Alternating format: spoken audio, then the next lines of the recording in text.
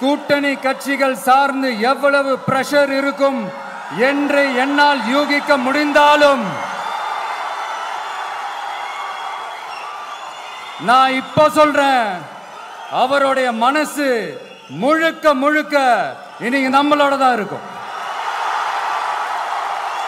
நன்றி, வணக்கம்.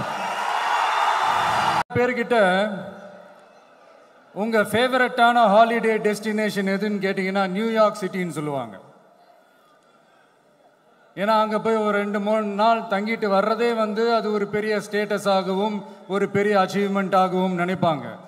ஆனால் 100 வருஷத்துக்கு முன்னாடியே நியூயார்க்லாம் போய் அங்கே உலக புகழ் பெற்ற கொலம்பியா யூனிவர்சிட்டியிலலாம் போய் படித்து டாக்டர் பட்டம் வாங்கி சாதித்த ஒரு அசாத்திய மாணவர் ஒருத்தர் இருந்தார்.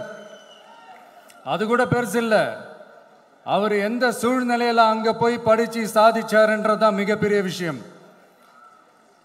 அன்னைக்கு அந்த மாணவரை, நீ இந்த சாதியில் பிறந்திருக்கிற, உனக்கெல்லாம் படிக்கிறதுக்கெல்லாம் தகுதி இல்லை, நீ எல்லாம் எதுக்கு ஸ்கூலுக்கு வர, அப்படி இப்படின்ட்டு அவர் வாழ்கிற சமூகமே அவரை தடுத்துச்சு.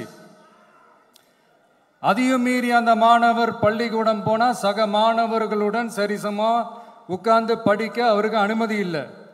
தாக எடுத்தா தண்ணி கூட குடிக்க முடியல.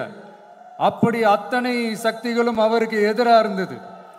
ஆனால் ஒரே ஒரு சக்தி மட்டும்தான், நீ படி, எத்தனை தடைகள் வந்தாலும் படி, தொடர்ந்து படி அப்படின்னு சொல்லிக்கிட்டே இருந்தது. அதுதான் அந்த மாணவருக்குள்ள இருந்த அந்த வைராக்கியம்.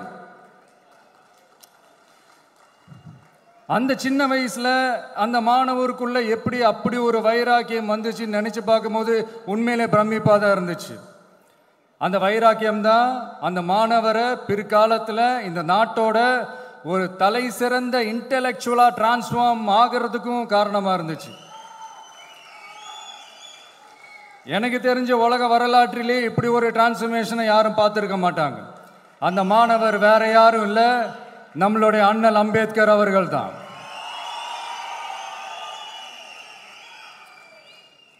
வன்மத்தை மட்டுமே தனக்கு காட்டிய இந்த சமூகத்திற்கு அவர் திருப்பி என்ன செஞ்சாரு அப்படின்னு அதை படித்து பார்க்கும்போது உண்மையிலே மெய்சில் இருக்க வச்சுது.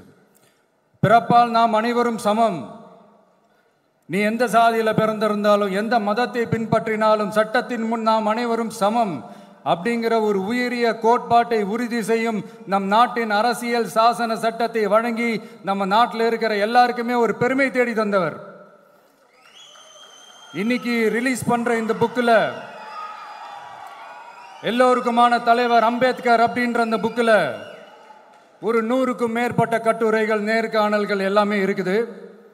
அதில் என்ன ரொம்ப